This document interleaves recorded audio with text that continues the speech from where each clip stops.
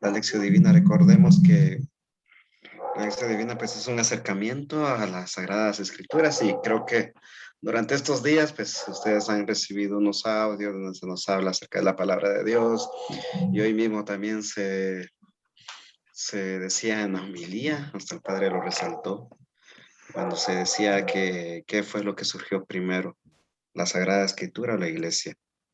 Como hay muchas personas dicen, que muchas personas andan diciendo lo que la Biblia dice, lo que la Biblia dice. Pero al final de todo, fueron casi 40 años o más de 40 años que la iglesia estuvo sin Nuevo Testamento, sino que vivió de la predicación apostólica. Pero también es inspiración de Dios y la Biblia dice lo que la iglesia aprendió y lo que la iglesia predicó. Entonces eso es lo que tenemos que tener siempre presente. Y como la iglesia lo predicó, los apóstoles lo predicaron, es porque es un mensaje que Jesucristo nos dejó a todos nosotros. Entonces, vamos a dar inicio entonces en esta noche a esta lección divina. Entonces, vamos a dejar el tiempo a la persona que ha sido elegida para hacer la invocación al Espíritu Santo. Perdón, padre, me había dicho usted que usted iba a designar a las personas hoy, que no hiciéramos hoy el listadito que se hace siempre, sino que usted iba a designar. Muy bien, entonces dejamos algo a saber. Hermana Liz, si puede hacer usted la invocación al Espíritu Santo. Con mucho gusto. Hermano Otto, si puede hacer usted la primera lectura. Claro que sí, padre, muchas gracias. Diana, segunda lectura. Buenis. Hermano Javier, ¿quién es Javier? Ah, ya sé. ¿Será que usted nos podría hacer lectura del Santo Evangelio? Yo puse Glenda. Glenda, sí. Glenda. Gracias. Glenda.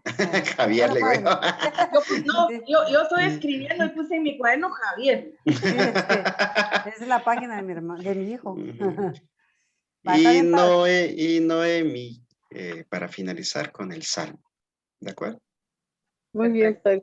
Muy bien. Entonces empezamos, hermana Liz. En nombre del Padre, del Hijo, del Espíritu Santo. Amén. Amén.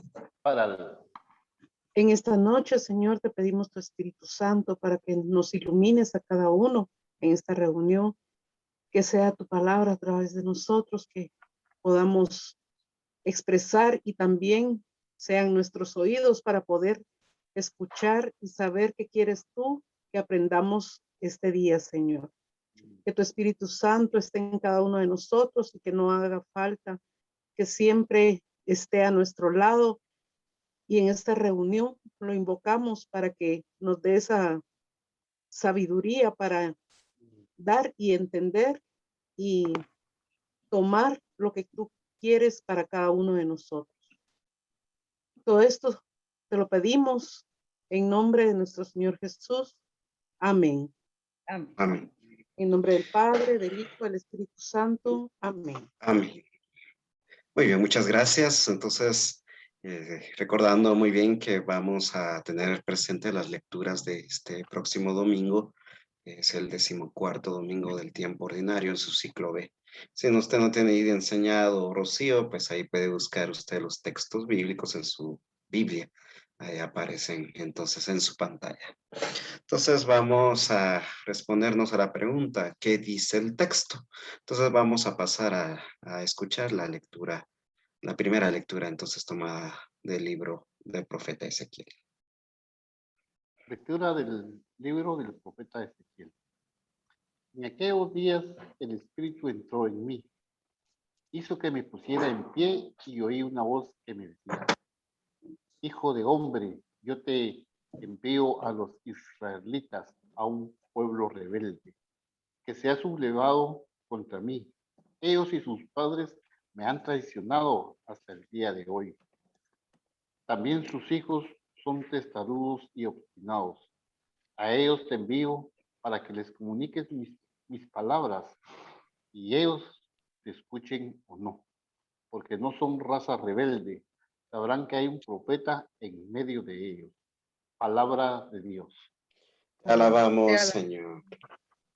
Escuchamos entonces la segunda lectura. Lectura de la segunda carta del apóstol San Pablo a los Corintios. Hermanos, para que yo no me llene de soberbia por la sublimidad de las revelaciones que he tenido, llevo una espina clavada en mi carne, un enviado de Satanás, que me abofetea para humillarme. 3 veces le he pedido al Señor que me libre de esto, pero Él me ha respondido: te basta mi gracia, porque mi poder se manifiesta en la debilidad. Así pues, de buena gana prefiero gloriarme de mis debilidades para que se manifieste en mí el poder de Cristo. Por eso me alegro de las debilidades, los insultos, las necesidades, las persecuciones y las dificultades que sufro por Cristo. Porque cuando soy más débil, soy más fuerte. Palabra de Dios. Te Te alabamos. alabamos, Señor. Pasamos entonces a la escucha de la palabra del Señor por medio del Evangelio. Evangelio de nuestro Señor Jesucristo según San Marcos Gloria a ti, y Señor. Señor Gloria a ti, Jesús. Señor Jesús. En aquel tiempo Jesús fue a su tierra en compañía de sus discípulos. Cuando llegó el sábado, se puso a enseñar en la sinagoga y la multitud que lo escuchaba se preguntaba con asombro: ¿dónde aprendió este hombre tantas cosas? ¿De dónde viene esa sabiduría y ese poder para hacer milagros? ¿Qué no es este carpintero el hijo de María, el hermano de Santiago, José, Judas y Simón? ¿No viven aquí entre nosotros sus hermanas? Y estaban desconcertados. Pero Jesús les dijo: todos honran a un profeta, menos los de su tierra, sus parientes y los de su casa. Y no pudo hacer allí ningún milagro, solo curó a algunos enfermos imponiéndoles las manos. Y estaba extrañado de la incredulidad de aquella gente. Luego se fue a enseñar en los pueblos vecinos. Palabra de Dios. Gloria a ti, Señor Jesús. Muy bien, hermanos y hermanas, hoy que hemos escuchado la palabra de Dios, entonces es bueno también adentrarnos y meditar sobre ellas. Hoy es para concentrarnos en la palabra de Dios. Muy bien, entonces empezamos. Nos encontramos entonces con la primera lectura. ¿Qué nos quiere decir entonces esta primera lectura? ¿A qué nos lleva? Pues aquí tenemos una pequeña síntesis de cada una de las lecturas. Por lo tanto, también nos lleva a nosotros a enlazar un poco lo que ya hemos escuchado los domingos anteriores. Muy bien. Retomando la secuencia del Evangelio de San Marcos como escuela de discipulado comprometido con el Señor, el tema de la lección gira en torno a la dura realidad del rechazo que sufre tanto la palabra del Evangelio como aquellos que son sus profetas, servidores. Un mensaje que siempre cuestiona sobre la existencia cristiana, personal y comunitaria, la palabra que proviene del Señor mismo. Esto es un poco en síntesis lo que encontramos ya haciendo una secuencia de lo que hemos escuchado. ¿Se acuerdan que domingo anterior escuchábamos acerca del reino de Dios? Luego se nos habló sobre la tempestad calmada, donde Jesús pregunta por qué tienen tanto miedo, aún no tienen fe. Y ese domingo que se nos presenta también nuevamente la fe, pero una fe en acción, ya no tanto en dudas, sino en acción. Pero ahora esa misma fe que es recibida por algunos, ahora es transmitida. O esa fe, ¿verdad? Ya no es accionada solamente por milagros, sino por palabra. Entonces la palabra, en este caso, le lleva entonces al corazón del hombre, las cuales son rechazadas. ¿Por qué? Porque como las palabras no se pueden ver, a veces el hombre necesita, a veces querer ver para creer. Y eso lo tienen muy presente los judíos. Por esa misma razón, cuando Santo Tomás llega con Jesús y no meto mi mano en su costado, en el agujero de sus manos y pies, no voy a creer.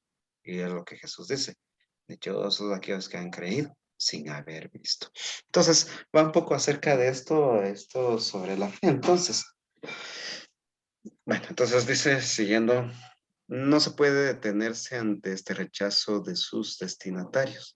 Ella continúa siendo aquel escándalo que en el principio fue el mismo Jesús de Nazaret, precisamente entre los suyos. Si nos presenta entonces ya la primera lectura como un rechazo, no solamente rechazo a la palabra, sino al enviado, también eso mismo miramos en Jesús. Por eso, como les digo, es una síntesis. Y el Evangelio entonces nos presenta a Jesús como rechazado, aquel que fue anunciado pero es rechazado por su condición. Ahorita vamos a hablar acerca de la condición poco a poco. El hombre concreto que encarna al servidor del Evangelio tiene así motivos para la reflexión sobre su debilidad y sobre la humildad con que debe vivir su misión. Es un poco lo que nos quiere dar a conocer la segunda lectura, quedando cuestionada la comunidad misma sobre su capacidad de acoger la fe, el mensaje de vida que trae la buena nueva. Estos son un poco los temas que va a manejar cada una de las lecturas. Siempre en cuando el rechazo. Un poco San Pablo en la segunda lectura, pues San Pablo es el que ha sufrido mucho, en primer lugar. ¿Cuál es la debilidad entonces a la cual se refiere San Pablo? Esa es la debilidad muchas veces que el ser humano tiene y que Cristo tuvo, el morir en una cruz. Entonces, San Pablo, entonces, ¿cuál es su debilidad? También morir en esa cruz, pero no en la cruz así físicamente crucificado, sino por los sufrimientos que ha tenido a causa de esa comunidad. Y San Pablo, hermanos y hermanas, lloró por esa comunidad, porque la comunidad le hacía la vida imposible. Entonces, teniendo en cuenta esto, por eso San Pablo dice, aun cuando se es débil, es cuando soy más fuerte. Entonces, tener en cuenta eso, que al final, aunque las mismas situaciones que se vayan presentando en la vida de aquel que anuncia el Evangelio, siempre va a encontrar entonces algo distinto, algo que lo va a mover, algo que le va a llevar a superar y aún mantenerse firme aún en medio de la tempestad. Por eso, si se dan cuenta, ahorita va un poquito ahora ya sobre manifestar la fe. Pablo tiene fe, Pablo confía, cree en Dios y conoce a Dios. Y por esa misma razón, esa hermosa palabra. Te basta mi gracia. Palabras que le dice Dios a San Pablo para que Pablo tome fuerza y siga adelante aún en medio de esa situación en la cual lo han envuelto los corintios. Muy bien, Ezequiel. ¿Quién era Ezequiel? Pues sabemos muy bien que el profeta Ezequiel, ante todo, es uno de los profetas que predica aún en los momentos de crisis en la fe, hablando acerca del pueblo de Israel. Es el que le habla a los huesos secos en la visión y los huesos secos recobran carne, nervios y se levantan. Pero a inicios, ¿quién era Ezequiel? Pues Ezequiel era un sacerdote del templo, un sacerdote que estaba ahí por su familia, por tradición, o mejor dicho, por herencia, era un sacerdote. Pero interesante cómo empieza la lectura. Aquí dice la lámina que usted tiene y pues vamos a entrar a los detalles. Ezequiel fue un profeta que compartió con sus contemporáneos el destierro de Babilonia en el siglo VI antes de Cristo. El pasaje que leemos hoy es desolador. O sea, si se dan cuenta, no es nada bonito lo que le dice Dios a Ezequiel. Le dice, ve a predicar a una raza rebelde, a alguien que hace la vida imposible, a alguien. ¿A quién le va a dar ganas cuando le presenten a uno un proyecto así? A nadie. Pero aquí vamos entonces a todo esto. El pasaje que leemos hoy es desolador. Dios mismo le manda que hable al pueblo, pero a la vez le avisa que no le escucharán, porque es un pueblo rebelde y son testarudos y obstinados.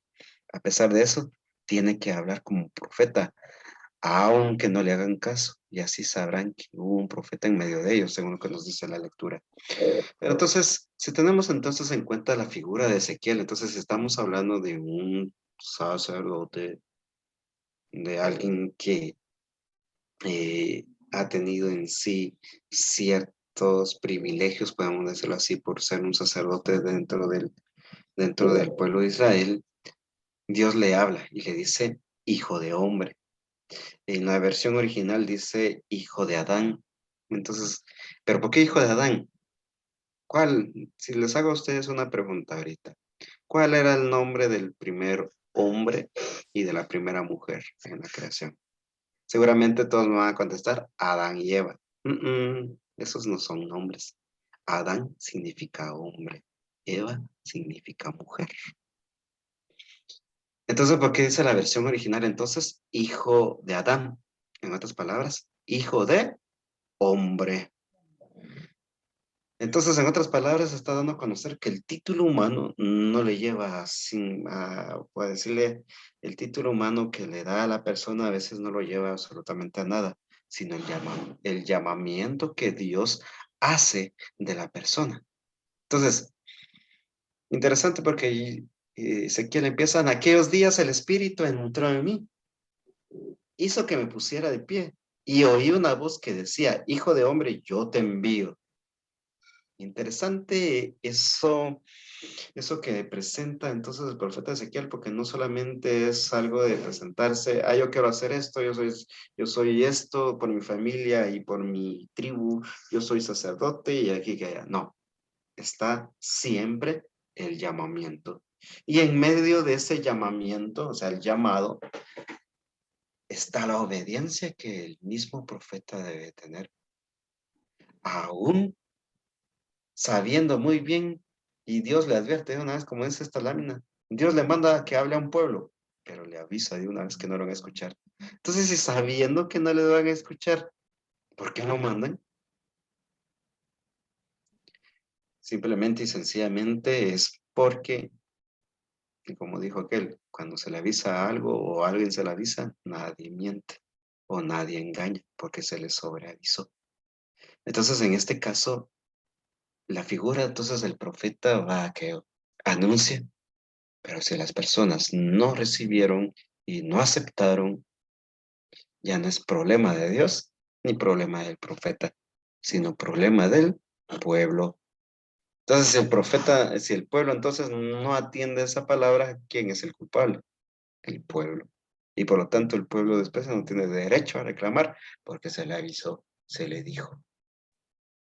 Entonces, es un poco a todo ello. Por eso al final termina diciendo, es la primera lectura, y ellos te escucharán, te escuchen o no, porque son raza rebelde, sabrán que hay profeta en medio de ellos. O sea, al final de todo, sea como sea, van a saber que hay un profeta, porque quiera que no, no todos piensan de la misma manera, no todos rechazan también la palabra de Dios, no todos también lo aceptan. Entonces, en esto hay que tener siempre presente nuestra mirada. Entonces, un poco lo que nos quiere decir la lectura.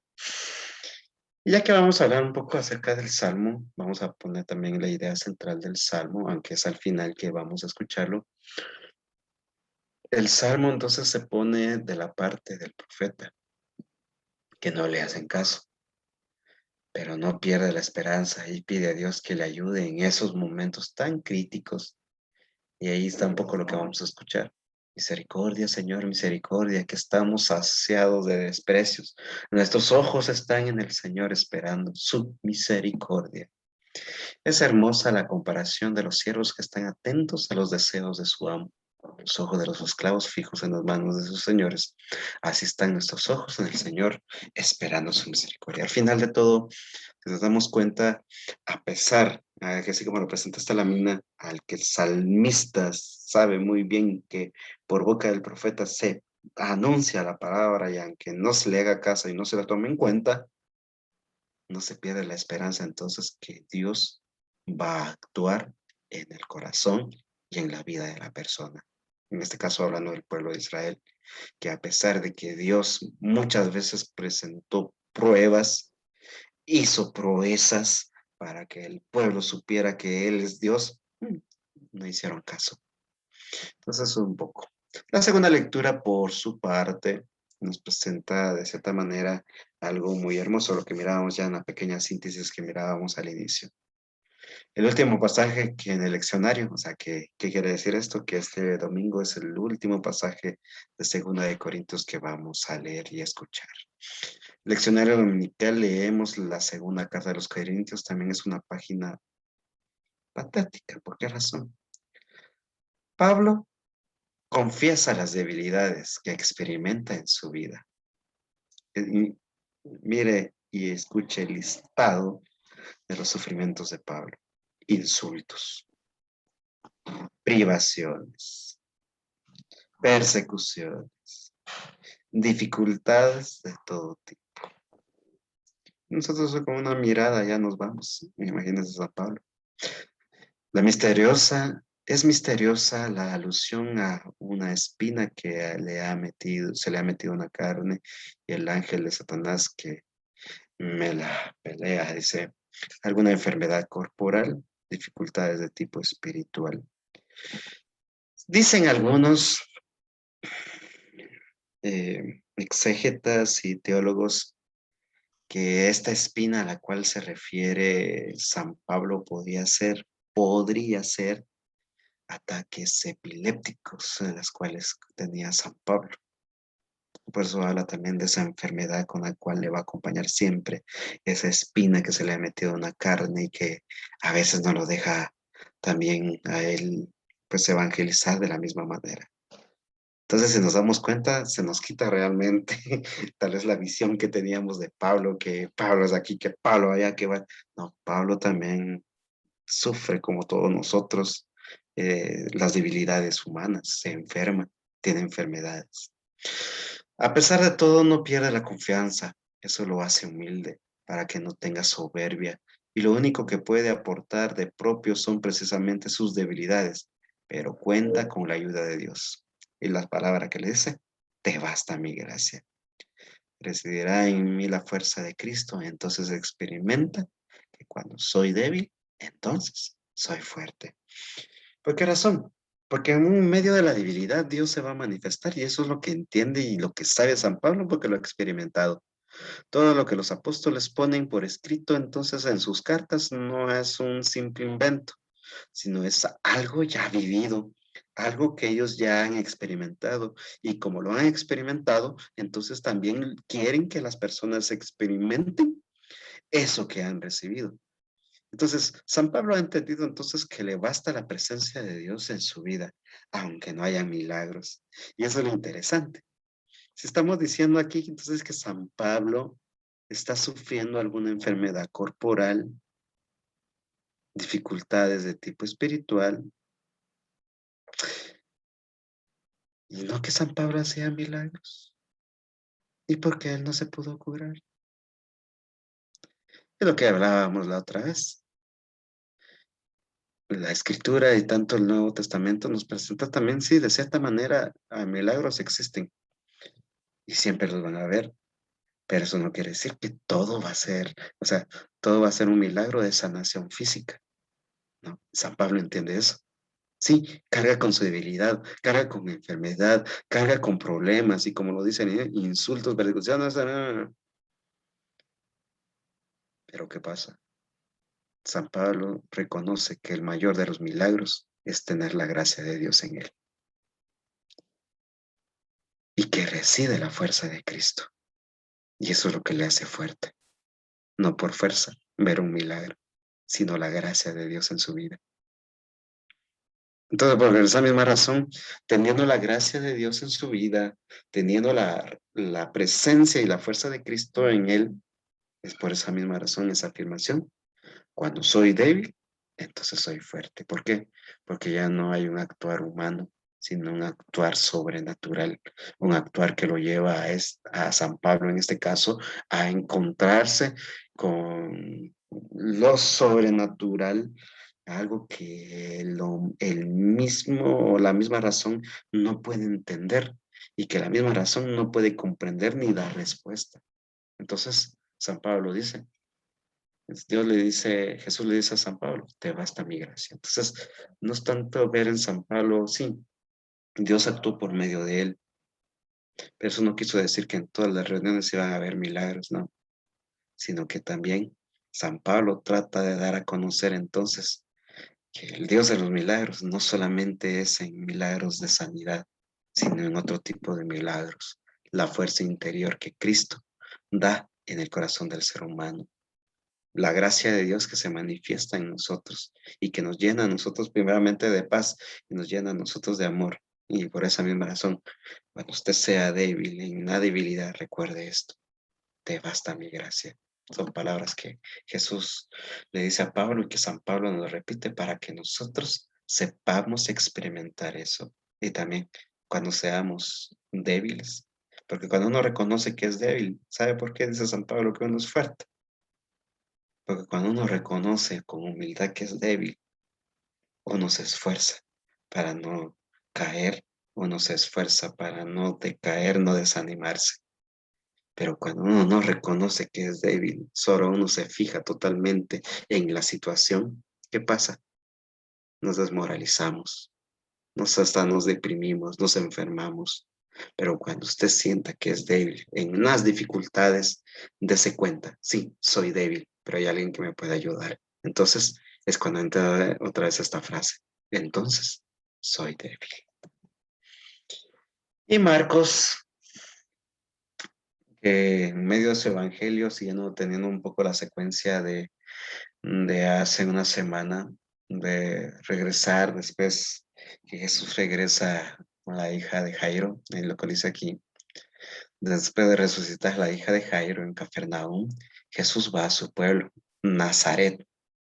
Ahí se encuentra con una acogida fría, predica en la sinagoga, pero lo único que consigue es que sus paisanos se pregunten de dónde le viene esa sabiduría y esos milagros que dicen que hace.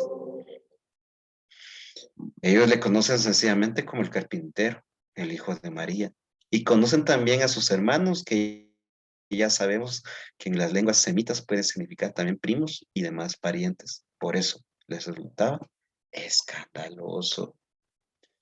Jesús extraña de la falta de fe de sus paisanos y no pudo hacer allí ningún milagro. No porque los milagros o las curaciones dependan de la reacción psicológica, sino porque Jesús quiere que sus milagros no quedaran solo en la mera admiración, sino que condujeran a la fe en Él. Y por eso termina: y se marchó a otros pueblos a seguir predicando. ¿Qué pasa entonces con esto? Si decíamos al inicio entonces que ya con la mujer, con el flujo de sangre, cuando queda sana, es manifestación de fe, porque Jesús le dice: no temas, tu fe te ha curado. Y a Jairo le dice: basta que tengas fe. Son todo lo contrario a lo que vamos a ver ahora. Primero miramos la recepción de la fe. Creen en Jesús los dos personajes que mirábamos el domingo pasado: Jairo y la mujer. Tienen fe. Aunque Jesús le diga: basta que tengas fe, no se dice que Jairo se negó o se resistió a recibir las palabras. Al contrario, no dice el Evangelio que dijo alguna otra palabra o decir ya no. Al contrario, fue el criado el que dice: ya no molestes más al maestro. Él no dijo nada. Entonces, ¿qué quiere dar a conocer? Que en el silencio el que escucha la voz de Dios tiene fe. ¿Por qué? Porque no pone peros. Porque bien pudo haber dicho Jairo: tu hija no está muerta, solo está dormida. Ay, ¿cómo vas a saber eso? ¿Cómo vas a...? Me ha puesto un pero, igual como hacemos nosotros a veces. Pero no, Jairo va detrás de Jesús porque tiene fe. Pero entonces, si estas personas tienen fe, ahora miramos lo opuesto. A quienes deberían de tener fe, no lo tienen. Y para empezar, estamos hablando del pueblo de Nazaret, un pueblo pequeño que ni siquiera se menciona en el Antiguo Testamento, un pueblo que quizás muy poco es mencionado y todo por el estilo, pero vemos cómo rechaza a Jesús. Interesante aquí cuando nos habla acerca de los milagros. No se refiere a los milagros como decir, por medio de esto vamos a hacer que Dios se manifieste. No, aquí como lo ves aquí, que los milagros entonces tienen que llevarlos a ellos a conocer al verdadero Dios. no pudo hacer allí ningún milagro, dice. No porque los milagros o las curaciones dependan de las reacciones psicológicas. O sea, en otras palabras, como sucede hoy en día, reacciones psicológicas. Nos recordamos muy bien que hemos dicho que hay muchas veces que ocurren ciertos milagros en ciertas denominaciones y ciertos grupos. ¿Por qué? Porque saben jugar con la psicología. ¿Sabían ustedes que si una persona tiene fuerte su psicología, si esa persona piensa en quedar sana, ¿sabía usted que queda sana? Se cura. Claro que sí, la mente es poderosa y la mente es capaz de regenerar muchos tejidos del cuerpo, de su mismo cuerpo. Si llegáramos a usar muy bien nuestro cerebro, llegáramos a hacer esas cosas.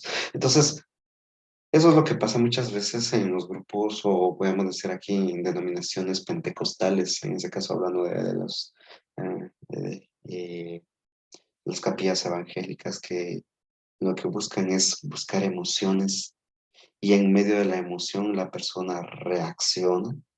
La persona tal vez se encuentra tal vez con un momento crítico de su vida, por eso es que a veces lloran y a veces pasan de cosas porque juegan con la psicología. Entonces, el jugar con la psicología a veces también produce ciertos traumas, y entonces con eso a veces hay que tener cuidado, porque a veces en lugar de que la persona sane, cure, puede reaccionar y puede pasar o puede encontrarse con otra serie de complicaciones. Entonces, un poco a lo que va ahí diciendo esto. Los milagros de creación no dependen de reacciones psicológicas, o sea, de emociones, sino que a qué se debe. Es que Jesús quiere sus milagros no quedaran solamente en la mera admiración. Y algo que decía en homilía este domingo pasado, cuando la mujer toca el manto. Sinceramente, si estuviéramos en ese tiempo, estuviéramos nosotros los católicos de este 2021, si Jesús se le hubiera olvidado ese manto y Jesús anduviera en otro lugar ahí caminando y predicando, creo que le rendiríamos más honor al manto que a Jesús.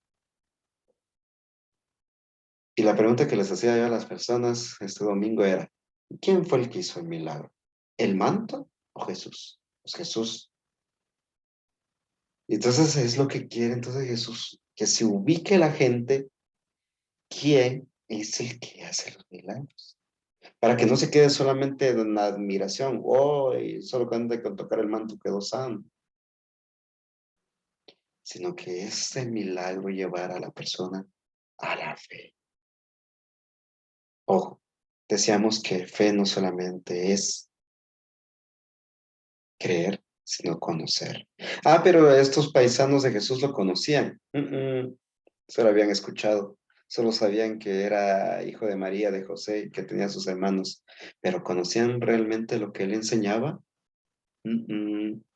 ¿Conocían realmente la misión que él tenía? No. ¿O tenían ellos presente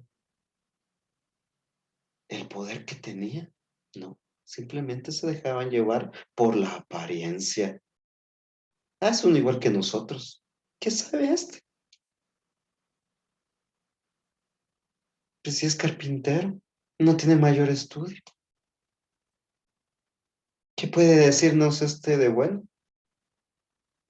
Entonces, es lo que pasa entonces en la mente de los paisanos de Jesús. Por eso se dice que aquel que predica en su propia tierra siempre va a ser criticado. ¿Por qué? Porque puede ser que en su vida pasada también muchas personas tengan marcado cosas que hizo y que ahora que lo miren con una vida nueva, predicando y todo, le van a creer, ay, miren ese predicando y saben cómo era antes. No creen en la acción de Dios que puede hacer en la vida de una persona, pero las personas creen en su juicio, eso sí, para juzgar. Las personas son buenas, es el caso que pasó con Jesús. Lo juzgan por su papá, por su mamá, por sus hermanos. Y en la primera, cuando nos habla acerca de Marcos, aparece cierta parte ahí de cosas apologéticas, pero no vamos a tocar hoy apologética cuando nos dice que en las lenguas semitas, o sea, las israelitas, puede significar también primos y parientes cuando se habla de hermanos. Entonces, son cosas que también debemos de tener presentes. Para un poco de meditación, entonces, hermanos y hermanas, ahora que nosotros hemos ya conocido un poquito el origen y hemos tenido presente, entonces, lo que nos va a presentar esta parte del Evangelio, debemos de tener presente entonces estas cosas para nuestra meditación y para reflexionar la palabra hacia nosotros. Aun cuando tenemos mucho tiempo de ser cristianos, ¿hay algo que aún nos escandaliza de Cristo? ¿Algo que no aceptamos de su palabra que sacude nuestra forma de pensar? Yo cuando ponía aquí a ver esta pregunta me ponía a pensar, de verdad que a veces nosotros nos fabricamos nuestro estilo de Cristo. A veces nosotros nos escandalizamos porque a veces en las homilías, y les soy sincero, hay alguien que se me acercó un día y me dijo, mire ¿usted por qué habla de tal manera si siempre nos han hablado de esta manera? Y mi respuesta fue, no sé cómo les han hablado a ustedes, pero yo hablo lo que nos enseña la iglesia y lo que nos enseña las Sagradas Escrituras. ¿Por qué? Porque hay veces, miren, ¿qué le vas a decir? Si ustedes que me escuchan y todo eso, si algún día yo menciono algo, no voy a creer que yo lo estoy diciendo por ustedes. A mí no me gusta enterarme de la vida de las personas. ¿Por qué razón? Porque no es porque sea desatendido, no me gusta saber de sus problemas, claro. Cuando tienen problemas y vienen a hablar conmigo, pues los atiendo y todo ello. Pero hasta ahí queda. ¿Y por qué lo digo? Porque hay veces que las personas piensan que uno habla en las homilías porque a uno le contaron cierta cosa o porque piensan que uno se los está tirando a ellos. Simplemente y sencillamente es por lo que dice este inciso A. A veces hay cosas que nos escandalizan, pero no es porque sean malas esas cosas, sino porque nosotros no las aceptamos. Porque nosotros a veces nos creamos nuestro ideal de cómo es Cristo, como pasa con los judíos. Cuando pensaban que el Mesías iba a ser un guerrero, cuando pensaban que iba a ser sacerdote, cuando pensaban que iba a ser rey y no un carpintero. Así nos fabricamos nosotros a nuestro mismo Cristo. ¿Por qué? Porque solamente consideramos la fe como un creer, pero no un conocer. B. Nos fijamos tal vez solamente en la humanidad defectuosa del profeta hasta el punto de cerrarnos a la gracia de Dios que viene a través de él. Eso es lo que les mencionaba hace un momento. A veces por las apariencias, o porque miramos a la persona sencilla, o porque miramos a la persona que quizás no nos puede enseñar nada, a veces le criticamos. Yo se lo digo porque me lo dijeron una vez. No voy a decir en qué parroquia. Una vez recuerdo que dando un curso de Biblia me tocaba mi primer tema. Recuerdo que nos presentó el padre, luego el padre tenía una reunión, se fue. Dijo mi compañero, digo yo, entonces me toca a mí para hablar, para empezar con el primer tema entonces. Y recuerdo que se levantó un señor que se levantó y levantó la mano y me dice, mire, yo espero que lo que nos va a enseñar, que aprendamos algo, me dijo. Yo espero que aprendamos algo nuevo.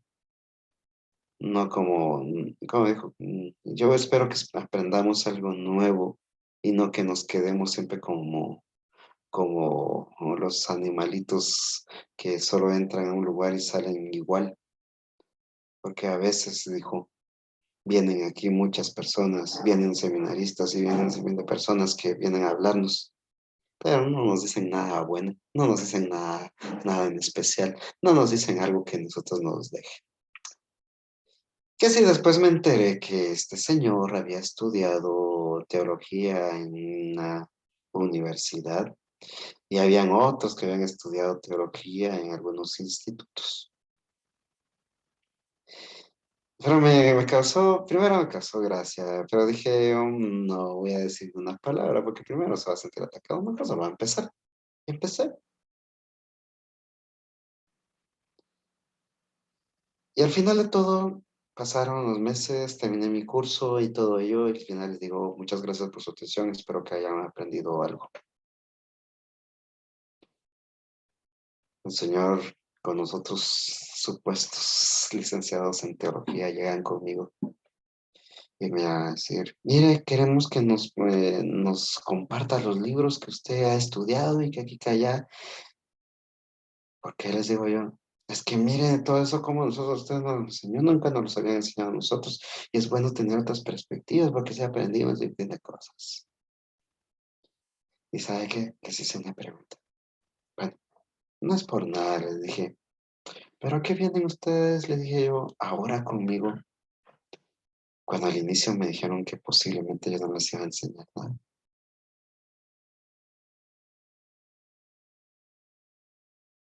¿Y saben cuál fue su respuesta? Por el lugar de donde viene. Por ser un municipio indígena.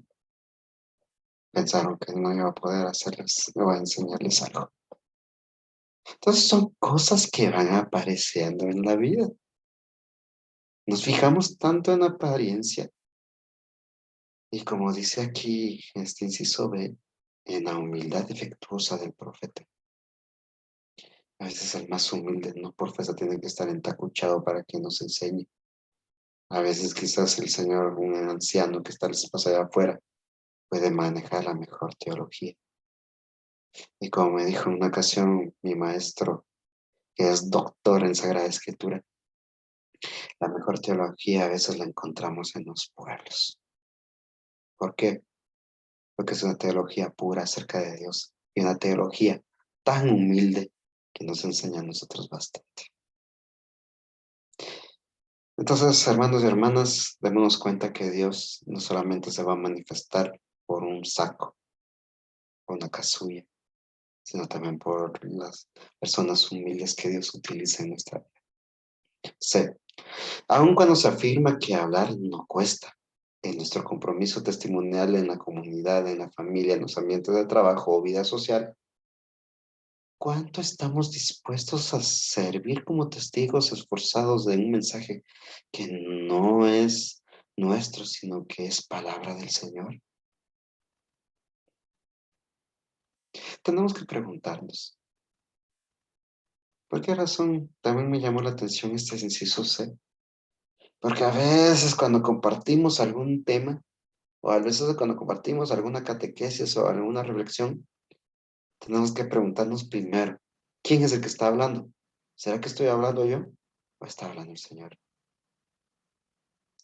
Porque a veces somos buenos para hablar de nosotros mismos. O sea, en el sentido de pensar que lo que estoy hablando es lo que Dios quiere y no dejar que Dios hable. Porque cuando Dios habla, no habla con el hígado. Pero cuando usted sabe muy bien que alguien está reclamando un montón de cosas y utilizando la palabra para decir lo que tiene en su corazón, ahí cometió un gran error. Abusó de la misión de la palabra. Porque la palabra no es para hablar lo que yo llevo en el corazón, sino habla lo que Dios quiere y lo que Dios dice. D. ¿Cómo vivimos los momentos de rechazo por el testimonio cristiano con fe y colocando nuestra confianza en Dios? ¿O abatidos porque nuestro proyecto ha fracasado? Interesante estas preguntas, ¿por qué? Porque a veces nuestra fe decae. Cuando nos sentimos abatidos, nos sentimos señalados, o a veces ya no nos toman en cuenta por nuestra fe, o a veces, sí, a veces pasa que hay personas que a veces ya no son aceptadas podemos decir así, en un grupo de personas que quizás están acostumbradas a ciertas cosas, pero cuando saben que la persona ha cambiado y tienen fe, es rechazada. Y a veces la persona, a veces la piensa dos veces. ¿Sigo con este grupo o abandono mi fe? O abandono lo que yo sé, o abandono o juego la doble moral. En la iglesia vivo mi fe y con este grupo vivo lo que siempre hemos vivido, a veces en cosas inmorales. Una doble vida, una doble moral. Y en esa doble moral siempre hay que tener cuidado, porque a veces somos tan conscientes que seguir una ideología o seguir a ciertos pensamientos que sabemos muy bien que quizás no buscan el bien de la humanidad, sino de cierto grupo, eso nos lleva a un bien moral, porque solo busca el bien de cierto grupo. Igual como pasa en ciertos grupos que si son machistas, pues los hombres salen que nuestros derechos como hombres, o si es feminismo, que nosotros como mujeres, no debe de ser de esa manera, sino que debe de ser, sí, buscando siempre el bienestar de todos. Unos piden el derecho para sí, pero violentan el derecho de otros. Y así sucesivamente, no buscamos entonces un bien común, sino un bien interesado, un bien que solamente beneficia a unos cuantos. ¿Cuál es nuestro conocimiento y valorización de aquellos que han dado testimonio hasta en su vida por la fe en Cristo y en diversos momentos de persecución? ¿Ocurre ello actualmente en la vida de la iglesia? Claro que sí. El día de mañana, pues vamos a estar en una celebración tan hermosa en San José Pinula. De Hermógenes López, un testigo de la fe, un testigo y profeta que habló en nombre de Dios denunciando las injusticias que se estaban dando en ese pueblo y por eso lo mataron. Pero ahora la pregunta del millón, ¿valorizamos nosotros ese testimonio o ni siquiera lo tenemos en cuenta y ni siquiera sabemos quién es él? En nuestra iglesia, hermanos y hermanas, hay muchos testimonios acerca de estas personas que han dado su vida por testimoniar acerca de su fe, aún bajo amenazas de muerte, aún aunque recibieron disparos, aún muertos, dieron testimonio de su fe. Y no les importó dar su vida. Entonces, esto es a lo que decía anteriormente. No basta dar la vida por una ideología, sino buscar el bien de todos, el bien de la humanidad. Por ello sí vale dar la vida y es lo que nos lleva a la fe. Dar la vida por Cristo, porque Cristo quiere cambiar la humanidad. Entonces tengamos un poco presentes estos puntos para nuestra meditación. Ahora les voy a invitar a que hagamos todos juntos esta oración. Vamos a empezar a la cuenta de 3. 1, 2, 3. Hacia ti, oh Dios y Señor nuestro. Levantamos nuestros ojos, fijamos atentos nuestra mirada, pues todas nuestras empresas no las realizas tú. En Jesús reconocemos, oh Padre, tu visita maravillosa a nuestra tierra, y más allá del escándalo y el rechazo, vemos en tu siervo Nazareno tu presencia cercana y comprometida con la causa de todos los hombres. Haz que nos fortalezcamos en tu anuncio. Haz que busquemos tu sola gloria. Haz que te amemos por sobre todo y que sintamos infinita confianza en ti, que nos llamas y envías como profetas y amigos, procedidos del que fue rechazado, pero que ahora vive y reina eternamente. Cristo, fortaleza de tus siervos. Amén. Contemplación. El tema del servicio incondicional se dibuja en la profunda disponibilidad del orante del Salmo 122, Estamos invitados a contemplar a alguien que suplica en medio de las dificultades, el sarcasmo de las insatisfechos, del desprecio de los orgullosos, pero que aún es capaz de colocarse en actitud de siervo ante su Señor, esperando su misericordia y la indicación de sus manos para la actuación de su obra testimonial. Es bueno contemplar todo esto para que lo tengamos presente. Entonces, hermanos y hermanas, ahora tome su cuadernito y lapicero y vamos a nuestra acción. ¿A qué nos invita entonces esta palabra que hemos escuchado? Que están estos incisos que nos pueden ayudar a nosotros para el compromiso que debemos nosotros tener para nuestra semana. A. Renovar nuestra capacidad de advertir el paso de Cristo en sus siervos, mártires y profetas. B. Cuestionar nuestros muchos y duros prejuicios y condenas hacia la debilidad humana de los servidores del reino. Disponemos nosotros mismos como discípulos al testimonio constante de su reino de justicia y paz y reconciliación en todo ambiente donde nos encontremos. Entonces, tómense ahorita unos segundos para poder escribir su compromiso y así también usted ir avanzando en este caminar cristiano. Dejamos unos segundos para que usted tome su tiempo y pueda escribir.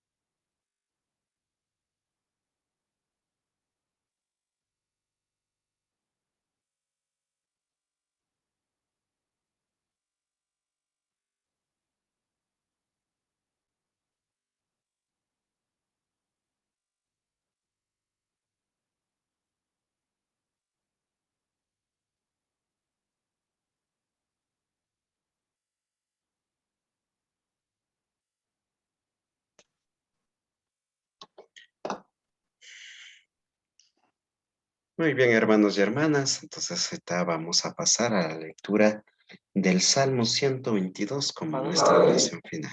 Diga, Solamente tengo una duda dígame. sobre el Evangelio de San Marcos. Dice que no es el carpintero el hijo de María, el hermano de Santiago, José, Judas y Simón. Ujú. Y a ellos les dicen que siempre es hermano de Jesús, Santiago, Jesús, Judas y Simón.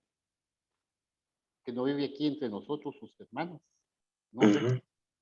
por qué siempre, bueno, pienso yo, no sé.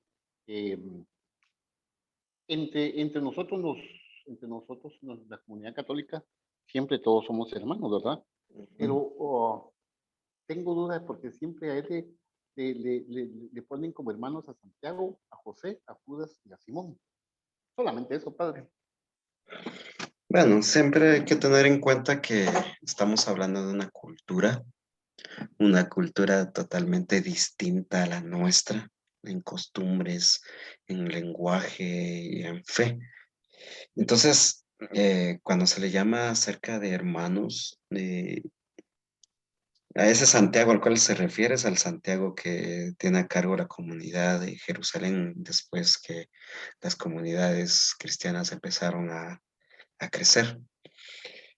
Pero resulta que este es otro Simón, no es el Simón que nosotros conocemos que es Pedro. Entonces, dentro de la misma cultura judía, aún lo podemos encontrar en el libro del Génesis cuando nos habla acerca de Abraham y Lot. Abraham, sabe, siendo tío de Lot, le dice hermano. Entonces, la palabra hermano en hebreo no es no es una palabra que signifique solamente a hermano así de sangre, sino hermano en el sentido de humanidad. En este caso, que son iguales, que que tienen la misma dignidad, que merecen el mismo respeto a esos que le llaman hermanos. Y es lo que encontrábamos aquí en las diapositivas anteriores cuando decía y aclaraba que cuando se refiere a María y que también conocen a sus hermanos, ya que sabemos que en las lenguas semitas, o sea, como les decía, en las hebreas, esto significa primos o demás parientes, o simplemente ni parientes, ni primos, ni nada, sino simplemente conocidos o amigos. Por ejemplo, a usted hoy en día, a veces a un amigo, vos sos mi hermano, le decimos a veces. Y entonces ese mismo lenguaje es el que se utiliza allá en Israel. Y en Israel, si se dan cuenta, por ser podemos decir así, un pueblo muy cerrado, o sea, en el sentido de que no dejan entrar a un extranjero siempre es rechazado, un extranjero siempre va a ser como en el lenguaje de ellos, el perro, el gentil, el pagano, ese es el extranjero, porque solamente entre ellos se quieren. Entonces, si quererse solamente en ellos es porque son hermanos. ¿Por qué? Por esa misma razón existe la circuncisión dentro de esa misma cultura. Saben muy bien que la circuncisión es quitar el prepucio del genital del hombre para que sea como signo que pertenece a ese pueblo. Entonces, tener ese mismo signo, entonces les hace a ellos ser hermanos. Y ahora nosotros, como dijo el hermano Otto, aquí en la iglesia, pues porque tenemos un mismo bautismo, todos nos llamamos hermanos. Entonces, ¿por qué menciona siempre a estos mismos nombres? Acuérdense, hermanos y hermanas, que si estamos hablando del Evangelio de Marcos, el primer evangelio que se escribió fue el de Marcos, y que tomando Mateo y Lucas como ejemplo de estructura y también de escenas, toman el Evangelio de Marcos para hacer y redactar también su Evangelio, solamente que con un mensaje cambiado y actualizado para una comunidad correspondiente o determinada a la cual va dirigida cierto Evangelio. Entonces, por esa misma, si lo menciona Marcos, también lo va a mencionar Mateo y lo va a mencionar Lucas. ¿Por qué?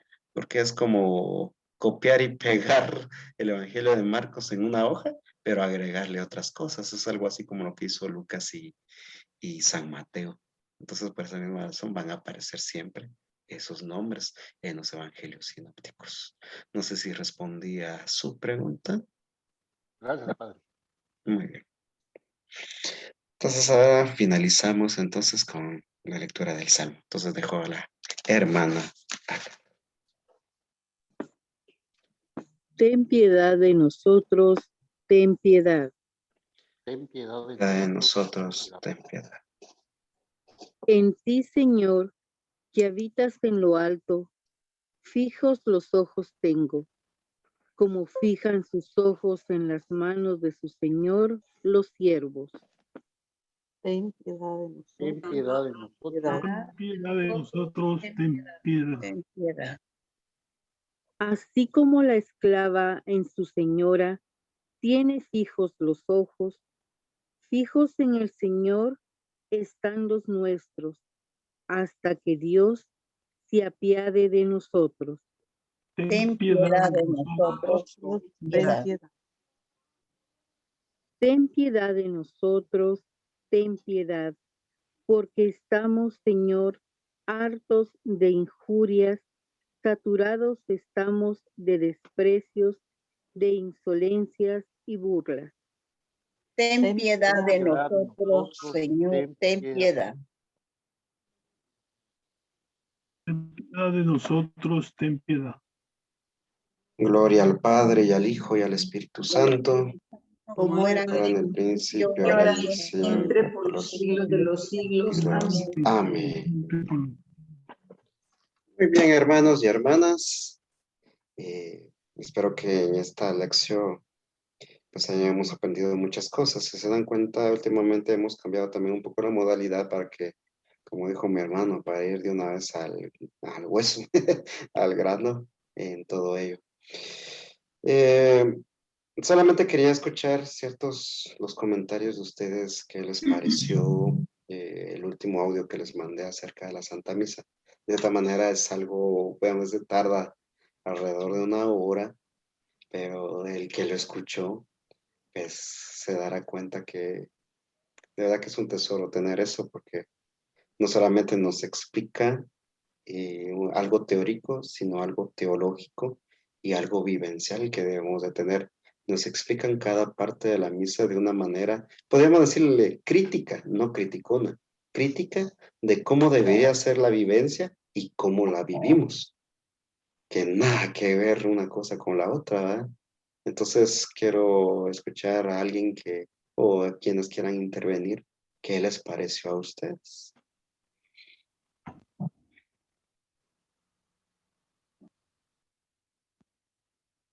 Bueno, Padrín, el último audio que mandó es Ujú. impresionante realmente porque ahí nos explica y realmente lo que tenemos que hacer, que lo mejor es para Dios.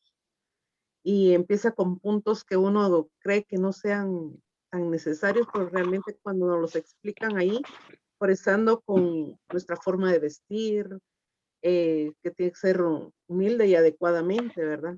A lo que estamos asistiendo. El escuchar la palabra y poner atención, el estar sentados, no levantarnos si no fuera algo necesario.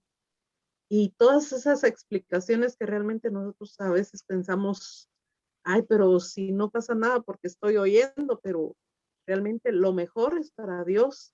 Y a mí ese pedacito me impactó, ¿verdad?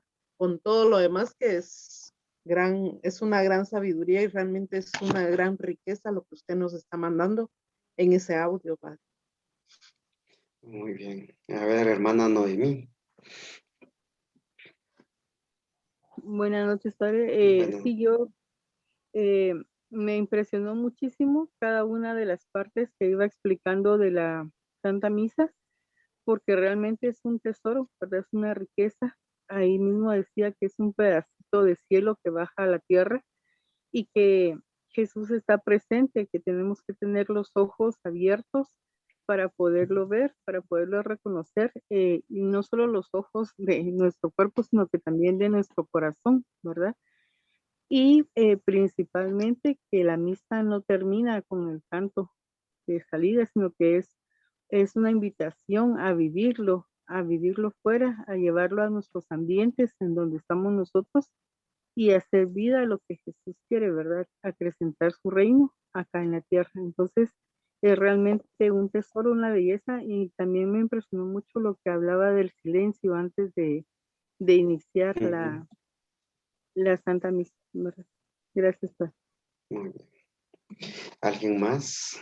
yo les quería compartir, como estábamos hablando con el padre hoy en la tarde, que también me impactó bastante, que fue hora y media, hora 36, lo que uno se tarda en, en hacerse más rico, sabiendo cómo se tiene que vivir la Santa Eucaristía. Yo estaba contando que tengo una amiga que ella, ella, va, ella va a la Santa Eucaristía, cuando se confiesa, dice, y cuando tiene que ir a recibir la hostia, pues también va, pero me estaba contando que ella iba cuando sale de la iglesia, ella iba a su casa a regañar, a decir que no habían hecho esto, que no habían hecho el otro.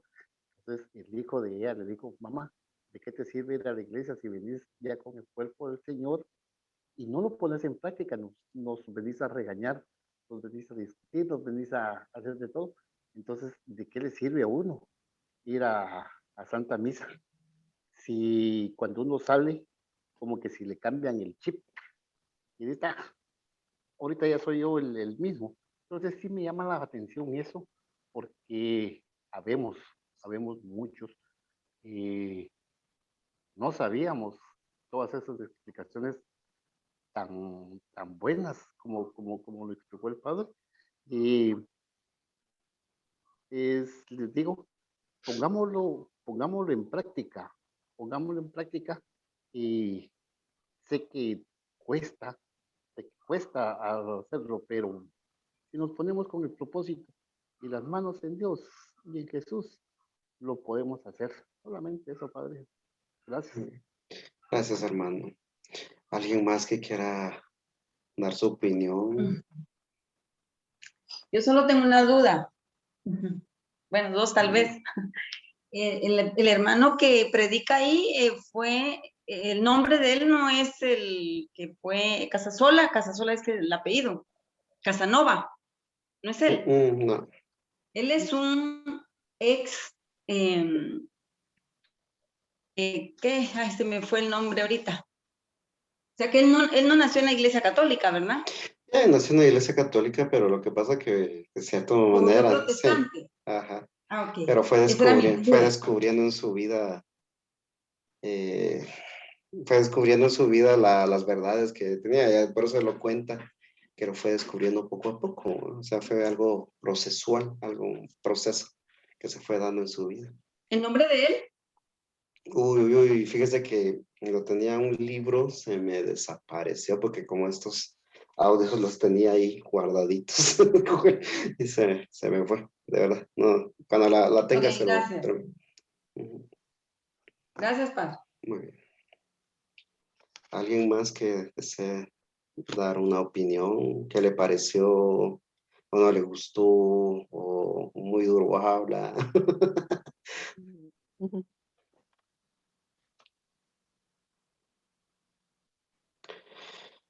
Muy bien, entonces yo sinceramente creo que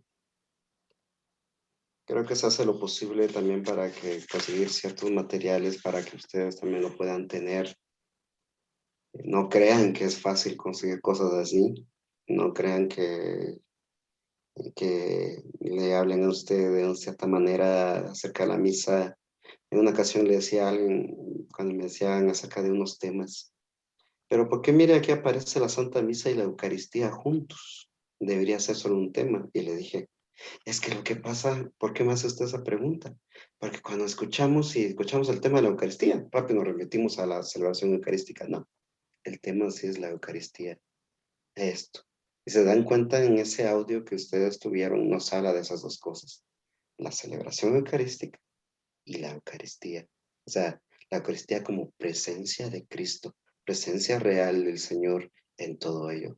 Entonces, de verdad que yo espero que todo ello les sirva a ustedes, no solamente como un material para dejar guardado o más tarde borrar, sino que también les ayude a ustedes para tenerlo en cuenta y también poderlo compartir con otros que realmente necesitan. No solamente porque sea, yo se lo voy a mandar a otra persona porque tal vez quiere tal cosa o necesita, no, sino también porque a veces los que más necesitamos somos los que estamos dentro de la iglesia. Somos a veces los que ponemos tantos peros porque estamos acostumbrados a algo y somos nosotros los que necesitamos una renovación de nuestra mente y de nuestra voluntad para también hacer todo lo que realmente es. Entonces, espero que les haya servido y les haya gustado. Por ahí hay otro, tal vez ahí se los voy a hacer llegar, eso acerca del fin del mundo, para que se lo tenga en cuenta. Y también para que usted tenga argumentos también para dar una respuesta a todas las cosas que nos pueden preguntar, a todo lo que nos pueden a nosotros cuestionar, porque en estos días ha sonado mucho nuevamente esto del fin del mundo, que por las vacunas, que nos van a poner 6666 y que todo lo que está aconteciendo en el mundo, huracanes, terremotos y un sinfín de cosas son señales del fin del mundo. Son cosas que siempre han estado en la naturaleza. Lo que pasa es que a nosotros como generación nos toca vivir. Otras generaciones lo vivieron y a nosotros nos toca vivir. Entonces, no se alarmen ni nada por el estilo. Al contrario, creo que es cuando más debemos tener nosotros presente nuestra fe en Cristo. Entonces, hermanos, que Dios los bendiga, que pasen buena noche y nos despedimos con la bendición. El Señor esté con ustedes. La bendición de Dios Todopoderoso, Padre, Hijo y Espíritu Santo, descienda sobre ustedes y los acompañe siempre. Amén. Muy bien, hermanos y hermanas, que pasen buena noche. Dios les bendiga. Descansen, feliz noche. Feliz noche. Feliz noche a todos. Nos vemos. Feliz noche.